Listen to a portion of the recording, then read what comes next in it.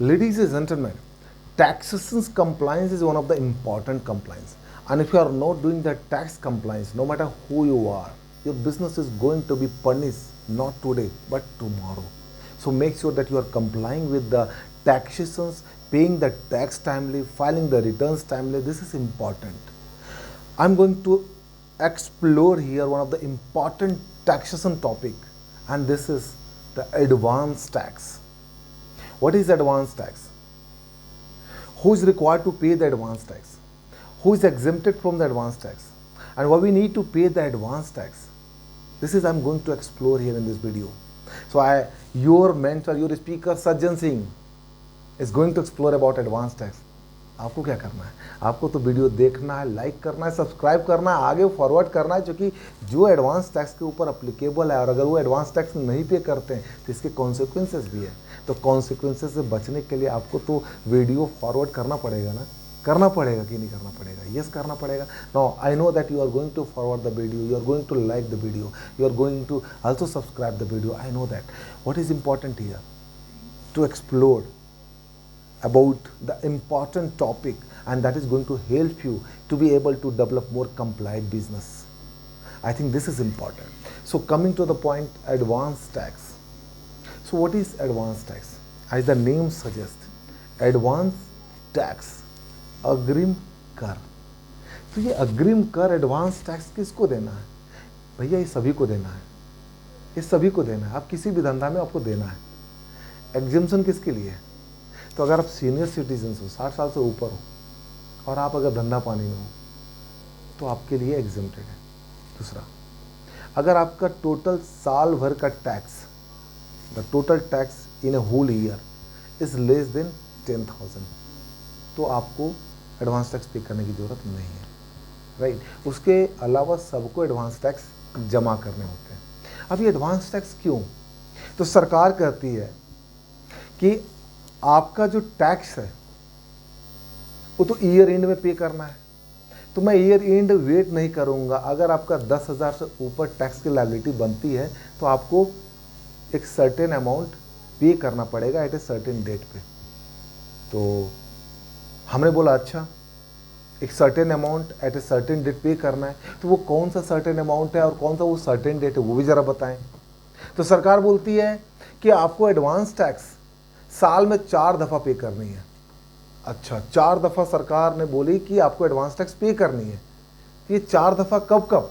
तो सरकार बोलती है आपको 15 जून को पे करनी है, 15 सितंबर को भी पे करनी है, 15 दिसंबर को पे करनी है एंड 15 मार्च को पे करनी है। तो अच्छा, लेकिन कितना अमाउंट?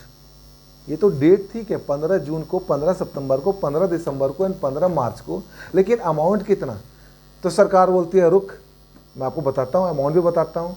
ये बोलती है कि अमाउंट जो आपको पे करनी है, जितना भी आपका टोटल टैक्स लायबिलिटी बनता है, right, after adjusting all those TDS receivable, right, जो आपके पास कस्टमर से टीडीएस आने वाला है, जो आपके पास नेट टैक्स बनता है ना, राइट, वो टैक्स जो है आपको उसका 15%, 15% आपको 15 जून को देनी है एंड 45% आपको 15 सितंबर को देनी है एंड 75% आपको 15 दिसंबर में देनी है और 100% 15 मार्च में देनी है। तो बोली या ये तो बिजनेसमैन जब सोचने लगा 15 ये क्या है, ये इतना टैक्स पे करना पड़ेगा, मैं टैक्स पे फोकस करूँ कि मैं बिजनेस पे फोकस करूँ? तो सरकार बोलती है तू बिजनेस पे फोकस करना, टैक्स पे फोकस आपका कंसल्टेंट करेगा ना। ये इतना हार्ड रूल थोड़ी ना है, ये इतना हार्ड टास्क थोड़ी ना है। आप बिजनेस पे फोकस करो, आपका कंसल्टेंट टैक्स के ऊपर फोकस करके करेगा। I think that is important that government has explain. No, ये जब हम बात करते हैं 15% का, 45% का, 75% का और 100% का, ये इंपॉर्टेंट है। तो आप इसको कैलकुलेट कैसे करेंगे? यहाँ पे मैंने सरकार और आपके बीच में एक भिड़ंत करवाई है, बट ये भिड़ंत जो है वो डमी भिड़ंत है। Actually, this is your responsibility to comply with the advance tax. If your advance tax liability is more than 10,000 rupees in a particular financial year, then you have to comply with the advance tax, pay the tax in advance as per the date prescribed, as per the amount prescribed, as per the percentage prescribed.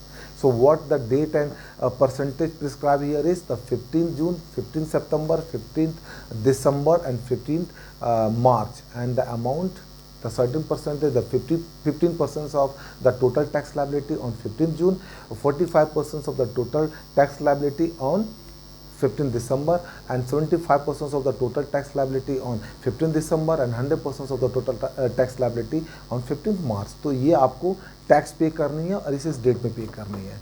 अब ये tax की calculate कैसे करेंगे, how you will calculate the advance tax? तो बहुत ही simple है, और इसको सिंपल इसलिए है क्योंकि मैं आपको सिंपल तरीके से बता रहा हूँ। जब आप 15 मार्च में आते हैं तो आपका लास्ट क्वार्टर का एडवांस टैक्स आता है, isn't it? तो 15 जून, 15 सितंबर, 15 दिसंबर और 15 मार्च। तो ये कैसे कैलकुलेट करें? मुझे बिगिनिंग ऑफ द ईयर में कैसे पता चलेगा कि मेरा प्रॉफिट कितना है? पता चलेगा ना, you will have the budgeting and forecasting system. आपको ये करना पड़ेगा, पीछे के ट्रेंड के बेसिस पे आप आगे क्या करने वाले हैं उसके बेसिस पे आपको एडवांस टैक्स पे करनी पड़ेगी। ओके, पीछे के बेस पे आगे का जो भी मेरा इनकम होने वाला है उसके बेसिस पे एडवांस टैक्स मुझे पे करनी पड़ेगी, और आज पे करनी पड़ेगी। Very good. ना how you will calculate? It is simple. You have to see that who are your regular customer. उसके बेसिस पे आपने बजट तो बनाया होगा। अगर आप छोटे व्यापारी हो फिर भी आपको देखना पड़ेगा कि आपके रेगुलर कस्टमर कौन कौन से हैं, किसके साथ आपका रेगुलर रेवेन्यूज़ है, जिसके साथ आप जनरेट करते हो। इन सब को आप एक जगह एकत्रित कीजिए, उनका देखिए कि उनका टोटल रेवेन्यू आप साल भर में कितना करने वाले हैं, राइट। उसके बाद आप सर्टेन परसेंटेज के बेसिस पे जो भी आपका कॉस्ट का परसेंटेज है, कितना डायरेक्ट कॉस्ट है, इनडायरेक्ट कॉस्ट है, सैलरी कॉस्ट है, आईटी कॉस्ट है, एम्प्लॉय कॉस्ट है, जो भी कॉस्ट आपके हैं, राइट, उस कॉस्ट का एक सर्टेन परसेंटेज देखिए पीछे के ट्रेंड के बेसिस पे, उसको आप यहाँ पे फैक्टर कीजिए। सो जनरली आपके पास कॉस्ट डायरेक्ट कॉस्ट होता है, और आपके पास इनडायरेक्ट में एम्प्लॉय कॉस्ट होता है और अदर कॉस्ट होता है। तो इन सब कॉस्ट को आप देखिए, इस कॉस्ट को आप यहाँ पे फैक्टर्ड कीजिए, राइट। जब आप फैक्टर करेंगे तो आपके पास एक फिगर निकल करके आएगी, that is the future profit that you are going to generate, right. But वो फ्यूचर प्रॉफिट को आपको रिव्यू करना पड़ेगा कि ये प्रॉफिट जो मैंने कैलकुलेट किया, क्या ये प्रॉफिट सही कैलकुलेट किया है। और अगर आपकी प्रॉफिट लगता है कि यस आपने सही कैलकुलेट किया, बिकॉज आप ही सही कैलकुलेट कर सकते हैं, because you are the owner of the business, you know which customer are going to what revenue and how revenue, it is important. So you have that kind of information, you prepare the data, you have the revenue report, you have the expense report, you have the cost report. इन सब के basis पे आपने एक statement बनाया और आपने profit calculate किया, isn't it? ना उस प्रॉफिट पे आपके पास जो भी आप कस्टमर को सेल करेंगे, राइट, उस पर कस्टमर को पैसा रिमिट करेगा। जब पैसा रिमिट करेगा तो टैक्स काट के आपको पैसा रिमिट करेगा। वो जो टैक्स है ना, उस टैक्स का भी बेनिफिट आपको यहाँ मिलेगा। आपकी जो टैक्स लायबिलिटी टोटल निकलती है after deducting all those expenses, जो भी प्रॉफिट आता है उसके ऊपर आप टैक्स की लायबिलिटी बनाएंगे। उस टैक्स लायबिलिटी में जो आपके पास टीडीएस रिसीवेबल है, जो टैक्स आने वाला है कस्टमर से, उसको आप डिडक्ट कीजिए। जो फाइनल अमाउंट है अब उसको देखिए, वो अमाउंट आपको पे करना है। अब यहाँ पे जो 10,000 की है, ये 10,000 बिफोर है। प्रॉफिट के ऊपर जो आपका टैक्स बनेगा, अगर वो 10,000 से ऊपर है तो आपके ऊपर एडवांस टैक्स की एप्लीकेबिलिटी आ जाएगी। जो वो आपके पास नेट फिगर आता है ना, लेट से आपके पास टोटल 50 लाख की लायबिलिटी बन रही है, जिसमें से एडवांस टैक्स आपको जो है पे करना है आफ्टर एडजस्टिंग द टीडीएस, जो टीडीएस रिसीवेबल आपके पास आने वाला है। तो 50 लाख में लेट सपोज 30 लाख आपके पास टीडीएस आने वाला है, कस्टमर से टैक्स रिसीवेबल आने वाला है, तो उसको आपने माइनस किया। 20 लाख जो आपके पास फिगर बचा, वो 20 लाख रुपये आप जा करके कैलकुलेट करोगे। यहाँ एक इम्पॉर्टेंट पॉइंट, जब आप प्रॉफिट कैलकुलेट करेंगे ना, तो रेवेन्यू आपने ले लिया, एक्सपेंडिचर में आया आपने डायरेक्ट कॉस्ट में ले लिया। डायरेक्ट कॉस्ट में जो भी आपका बिजनेस है उसका जो भी डायरेक्ट कॉस्ट हो वो लिया आपने पर्सनल कॉस्ट लिया, सैलरी कॉस्ट लिया, एडमिन कॉस्ट लिया, आईटी कॉस्ट में यहाँ पे जो भी आपके पास इनकम टैक्स के हिसाब से जो भी आपका डेप्रिसिएशन बनता है वो भी आपको यहाँ पे डिडक्शंस की बेनिफिट मिलेगी, बिकॉज ये आपका टैक्स का पेमेंट है। तो टैक्स का पेमेंट में आपके पास इनकम टैक्स का डेप्रिसिएशन लेना है, कंपनी टैक्स का डेप्रिसिएशन नहीं लेना है। तो जो इनकम टैक्स का डेप्रिसिएशन आपके पास आया वो आपने यहाँ पे कंसिडर किया, प्रॉफिट कैलकुलेट किया, उस प्रॉफिट के ऊपर आपने टैक्स के कैलकुलेट किया। उस टैक्स में से जो भी आपके पास टीडीएस रिसीवेबल आने वाला है उसको आपने माइनस किया। जो नेट फिगर है उस नेट फिगर का, अब जैसे यहाँ 50 लाख में से 30 लाख आपका टीडीएस रिसीवेबल है 20 लाख का, 20 लाख का 15% आपको जो है वो 15 जून को पे करना है। इसका मतलब 3 लाख रुपये आपको टैक्स जो है वो एडवांस में जमा करनी पड़ेगी सरकार को 15 जून को। इसी तरीके से आप जब सेकेंड क्वार्टर में जाएंगे, अगेन आप रिव्यू कीजिए, बिकॉज आप सेकेंड क्वार्टर में जाएंगे तो आपको 15 सितंबर में करना है। तो उस समय तक आपके पास 5 महीना का एक्चुअल नंबर आ जाएगा, इजंट इट। अप्रैल टू अगस्त आपके पास एक्चुअल नंबर रहेगा कि आपने क्या रेवेन्यू किया, क्या कॉस्ट किया, कितनी डेप्रिसिएशन, आपको सब कुछ एक्चुअल पता चलना शुरू हो जाएगा, isn't it. Basis of that आप आगे का 7 महीने का फिर से फोरकास्ट कीजिए कि आपका 5 महीने का क्या ट्रेंड है, 7 महीना क्या करने वाले हैं। उसके बेसिस पे आप फिर से प्रॉफिट कैलकुलेट कीजिए, जितना आपने टैक्स पे कर दिया उसको माइनस करके फिर से आपका जो टैक्स बनता है, मतलब सेकेंड क्वार्टर में बोलता है आपका कि 15 सितंबर में और तक आपको 45% of the total tax liability पे होनी चाहिए। तो 15% आपने पे कर दिया, 45% आपको यहाँ पे कैलकुलेट करने के लिए जो आपने 15% पे किया उसको माइनस कीजिए, बाकी आप पे कर दीजिए। ये आपका 15 सितंबर में। थर्ड क्वार्टर आपका आता है दिसंबर में, 15 दिसंबर में आपको थर्ड क्वार्टर करना है, इजंट इट। जब आप 15 दिसंबर में आएंगे तो आपके पास अप्रैल टू नवंबर आपके पास एक्चुअल नंबर आ गया। अब आप एक्चुअल फिगर तक पहुंच रहे हैं। अगर आपका रेवेन्यू जिस हिसाब से आपने प्रेजेंट किया था, जो भी आपने फैक्टर किया था बेसिस ऑफ बजट, अगर आपका रेवेन्यू कम आ रहा है तो आप अपनी प्रॉफिटेबिलिटी को कम करेंगे, उसके हिसाब से टैक्स की बेनिफिट आपको मिलेगी। अगर आपकी रेवेन्यू ज़्यादा आ रही है तो उस हिसाब से आपकी टैक्स की रेवेन्यू बढ़ेगी एंड उस पर आपको टैक्स भी पे करना पड़ेगा, इजंट इट। तो ये आपको थर्ड क्वार्टर में पता चलेगा कि आपका कितना का टैक्स बनने वाला है basis of what ever the actual number that you have. उसके बेसिस पे आप 15 दिसंबर को 75% टैक्स जो है टोटल टैक्स लायबिलिटी का वो पे कर दीजिए, राइट। उसमें जो 15% जो आपने पे किया था, 45% जो आपने पे किया था, उसको माइनस करके जो बाकी का बैलेंस है वो आप अपना 75% पे किजिए। इसका मतलब ये हो गया कि जब आप थर्ड क्वार्टर में जाएंगे तो आपने जो टोटल टैक्स लायबिलिटी निकाला था आफ्टर एडजस्टिंग टीडीएस रिसीवेबल, उसका 75%, 75% आपका टैक्स जमा हो जाना चाहिए, isn't it. Now the last quarter is 15 मार्च। अब आपके पास फरवरी तक का मतलब 11 मंथ का एक्चुअल नंबर पता चल गया। मार्च में क्या करने वाले हैं वो भी आपको पता चल जाता है। तो on an average you are going to pay on the last quarter the actual tax to the government, isn't it. 15 मार्च को आपने एक्चुअल टैक्स जो भी बनता है आपका है वो 100% आपने सरकार को पे कर दिया, आपने सरकार को पे कर दिया। तो इससे क्या बेनिफिट हुआ? इससे आपकी बिजनेस फंक्शनलिटीज़ का भी बेनिफिट हुआ। आपका बिजनेस फंक्शंस कैसे करता है, आपने बजटिंग करा कि नहीं करा, रिपोर्टिंग करा कि नहीं करा, ये सारे बेनिफिट आपको पता चलती है। पता चलती कि नहीं पता चलती? अगर आपसे गवर्नमेंट एडवांस टैक्स नहीं लेती तो आप क्या पता पाते? आपको पता चलती? नहीं पता चलती। तो I think this is one of the important instrument that you have, that you are going to create the budgeting and forecasting system for paying the advance tax. And when you are going to review the budgeting and forecasting of the number, then you will have the real mirror in your hands. What is the advance tax that you are going to pay? What are the revenue that you are going to generate? What are the expense that you are going to incur? The number you are going to get in all around. So that is how it is important.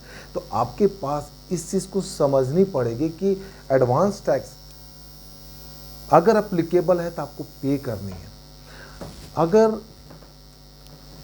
आपकी business प्रिज्यूमटिव taxation के अंदर है, मतलब आप अपने business को under section 44 AD, AE and ADA इसके अंदर आपकी बिजनेस कवर्ड है, तो आपको क्वार्टरली एडवांस टैक्स पे करने की ज़रूरत नहीं है।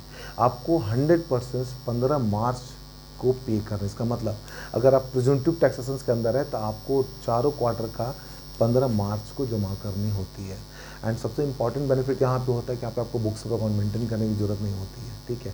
यही गवर्नमेंट यहाँ पे बेनिफिट दिया हुआ है कि जो कारोबारी होते हैं उनको ये बेनिफिट देता है कि आपने बुक्स मेंटेन नहीं किया तो जितना भी आपका ग्रॉस रिसिप्ट है उसका एक सर्टेन परसेंटेज 6% और 8% गवर्नमेंट ने डिफाइन किया हुआ है, वो उसको इनकम बनाता है। और वो इनकम के ऊपर अगर टैक्स जो बनते हैं, अगर वो 10,000 से ऊपर का टैक्स है तो आपको एडवांस टैक्स 15 मार्च तक पे करनी है, isn't it? That is how it is important. So advance tax, one of the important part of your income tax, and you have to follow, you have to implement in your taxation system if it is applicable on your business. Advance tax, अगर आप नहीं compliances करते हैं तो what is the consequences? So the consequences here is कि अगर आपने advance tax timely नहीं पे किया या कम पे किया, दोनों केस में प्रॉब्लम है। अगर आपने टाइमली नहीं पे किया, मतलब जो आपको पे करना था आपने पे नहीं किया, तो आपके ऊपर इंटरेस्ट का एक्सपोजर आएगा। जितना भी अनपेड अमाउंट है ना उसके ऊपर आपको 1% पर मंथ इंटरेस्ट की एक्सपोजर आएगी। इसका मतलब आपको 1% हर महीने इंटरेस्ट का एक्सपोजर आएगा जो आपको पे करना पड़ेगा, राइट। और अगर आपने डिफरमेंट किया, आपके ऊपर भी इंटरेस्ट का एक्सपोजर आएगा। तो इंटरेस्ट का एक्सपोजर डिफरमेंट के केस में भी एंड नॉन पेमेंट के केस में, दोनों के केस में आपके पास आती है। So that you have to see in your advanced tax calculations, make sure that you have the proper budgeting system, proper forecasting system, proper review system of your revenues number, cost number, EBITDA number. And while you have the review number of the revenue, cost and EBITDA, basis of that you will be able to create that kind of informations, and that information will help you to create that profit, and that profit will help you to create the advanced tax. So ये chain चलता जाएगा and आपको इस chain को समझना है। Advance tax पे करना है। अगर आपने एडवांस टैक्स का डिफॉल्ट किया, 1% पर मंथ का ब्याज का एक्सपोजर आपके ऊपर आएगा। और ये छोटा नहीं है मेरे दोस्त, ये छोटा नहीं है। जब ये छोटे छोटे चीज़ जब आप छोड़ देते हैं ना, ये बड़ा हो जाता है, और जब बड़ा होता है ना तो आपके ऊपर बड़ी एक्सपोजर आ जाती है। तो what you need to do here is to start to pay the advance tax.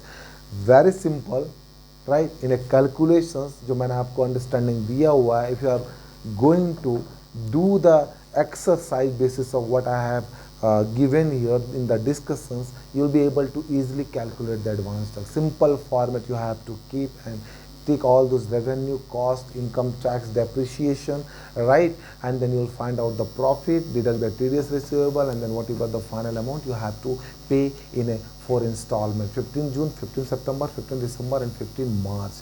It is the date. So while you are going to pay, you will be complied with the advance tax, and while you start to file the income tax return, since you have already paid the 100% advance tax, you will not have any liability, any significant liability in your filing time. आप समझ रहे हैं? अगर आप 31 जुलाई को अपना income tax return file करते हैं तब भी आपको इसकी बेनिफिट मिलेगी। आपने तो 15 मार्च में सारा पे कर दिया, तो आपको 31 जुलाई में लायबिलिटी नहीं पे करनी पड़ेगी। और 31 जुलाई किसके लिए है? जो नॉन ऑडिट है, ऑडिटेबल है, जिनका ऑडिट नहीं है उनके लिए 31 जुलाई है। 31 अक्टूबर जिनकी भी ऑडिट है, जिनका भी ऑडिट है, चाहे वो फर्म हो, कंपनी हो, अदर हो, अगर आपकी ऑडिट है तो ऑडिट के केस में आपको इनकम टैक्स रिटर्न 31 अक्टूबर को फाइल करनी है। यहाँ पे भी आपने अपना एडवांस टैक्स जो है वो 15 मार्च तक पे कर दिया हुआ है। बिकॉज आपने 15 मार्च तक पे कर दिया तो 31 अक्टूबर को आपकी कोई बहुत ज़्यादा लायबिलिटी नहीं आएगी। एंड अगर आपके पास ट्रांसफ़र प्राइसिंग अप्लीकेबल है, इसका मतलब आप एक्सपोर्ट इंपोर्ट में डील करते हो, आपके पास ट्रांसफ़र प्राइसिंग्स है, तो उस स्थिति में आपके ऊपर टीपी ऑडिट अप्लीकेबल होगा। And in that case you will be able to file your income tax return by 30 November, 30 नवंबर उस स्थिति में आपके पास डेट होता है। ये तीनों डेट आपको ध्यान देना है। एडवांस टैक्स आपको इन चारों क्वार्टर में पे करना है, और आपको ITR 31 जुलाई, 31 अक्टूबर और 30 नवंबर, इन 3 डेट में जहाँ पे भी आपके ऊपर अप्लीकेबल है आपको आपका ITR फाइल करनी है। So this is important. So if you go and summarise this, if we go and summarize this, the advance tax as name suggest आपको एडवांस में पे करनी है, राइट, 4 क्वार्टर में पे करनी है। अगर आप सीनियर सिटीजन से, आपके ऊपर अप्लीकेबल नहीं है, irrespective of how much revenue you have, how much profit you have. अगर आप के 10,000 या उससे नीचे का अगर आपका टैक्स की एक्सपोजर बनती है तो आपके ऊपर अप्लीकेबल नहीं है। उससे ऊपर बनता है आपको एडवांस टैक्स पे करनी पड़ेगी। अगर आप प्रिजेंटिव इनकम टैक्स के अंदर हैं, वो प्रिवेल करते हैं, तो आपको जो एडवांस टैक्स है वो आपको 31 मार्च, नॉट 15 मार्च को आपको पे करनी है। मतलब आपको क्वार्टर में नहीं जाना है, आपको 15 मार्च को ही पे करनी है। और अगर आपको प्रेजेंटिव टैक्सेशन अप्लीकेबल नहीं है तो in that case you have to pay the advance tax in 4 quarter, 15 June, 15 September, 15 December and 15 March. ये 15 जून, 15 सितंबर, 15 दिसंबर एंड 15 मार्च को आपको एडवांस टैक्स 15%, 45%, 75% और 100%, मतलब 15%, 45%, 75% एंड 100%, ये आपको पे करनी है। एंड आपकी जो भी इनकम टैक्स की लायबिलिटी बनती है उसको आपको डिस्चार्ज करना है। एंड जब आप ये डिस्चार्ज करते हैं तो ऑडिट के दौरान जब आप ITR फाइल करते हैं, आई मीन जब इनकम टैक्स रिटर्न फाइल करते हैं आफ्टर ऑडिट या फिर नॉन ऑडिट या फिर TP ऑडिट, तो आपकी इनकम टैक्स की लायबिलिटी बहुत नहीं होती है, मिनिमम होती है। अगर 1% आती है तो ठीक है, नहीं तो आप ऑलरेडी टैक्स पे कर चुके होते हैं, right. Hope this video is helping you to calculate your advance tax, to pay the advance tax. And while you have any kind of questions in relations to the advance tax, any kind of questions, please put up the comment on my inbox so that I would be able to help you to be able to get the queries and solve your answers. So it is important आप comment जरूर डालिए, और उस comment के साथ में आप देखिए मैं आपको रिस्पॉन्ड करने वाला हूँ, राइट। मैं आपको बताने वाला हूँ, बिकॉज मेरा ऑब्जेक्टिव बहुत ही सिंपल है कि मैं आपको उठाना चाहता हूँ कि कंप्लाइंसेस से रिलेटेड कोई भी प्रॉब्लम ना हो, इस चीज़ को बचाना चाहता हूँ। और ये तभी होगा जब आप करेंगे। अगर कंप्लाइंसेस से रिलेटेड किसी तरह का प्रॉब्लम हो, किसी भी तरह का प्रॉब्लम हो, चाहे वो इनकम टैक्स हो, जीएसटी और छोटे मोटे कारोबारी का प्रॉफिटेबिलिटी का प्रॉब्लम हो, मैं यहाँ पे बैठा हूँ, मैं हूँ ना, मुझे आप सपोर्ट कीजिए, मैं आपको सपोर्ट करता हूँ। आपको बिजनेस को रन कराने में आपके लिए एज ए कस्टोडियन बनता हूँ, मीडिएटर बनता हूँ, and that is going to help you to be able to develop more opportunity in your business over the period of the time. This is how the important part here is. I will be coming back with a new video, with a new energy, with a new confidence, and that new energy will help me to be able to create more opportunity for you. This is Sanjay Singh signing out. Until we meet again. Thank you. Thank you very much.